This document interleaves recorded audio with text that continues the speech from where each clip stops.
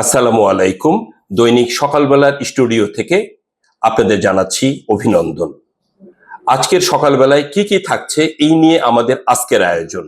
আজ 6 মার্চ শুক্রবার। আমাদের সম্মানিত পাঠকদের জন্য থাকছে আমাদের প্রধানতম নিউজ, নির্দলীয় ব্যবস্থায় ফিরছে স্থানীয় সরকার নির্বাচন। এরপরে থাকছে ইরানে স্থল অভিযান শুরু। এর সঙ্গে থাকছে একীভূত 5 ব্যাংকের গ্রাহকদের বাংলাদেশ ব্যাংক ঘেরাও। এরপর রয়েছে স্বাধীনতা পুরস্কার প্রসঙ্গ। স্বাধীনতা পুরস্কার পাচ্ছেন বেগম খালেদা জিয়া সহ 15 ব্যক্তি ও 5 প্রতিষ্ঠান। আরো থাকছে উপসাগরীয় অস্থিরতায় ঝুঁকিতে শ্রমবাজার। আওয়ামী লীগের কার্যালয়ের সামনে পতাকা উত্তোলনের পর ভাঙচুর এবং আগুন।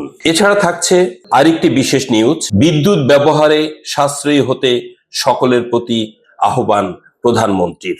সারা দেশের নানা খবর সহ আরো থাকছে আবারও বাড়লো ডিম, ছোলা ও মুরগির দাম। পুলিশের নতুন পোশাকে অনাগ্রহ 99% পুলিশের।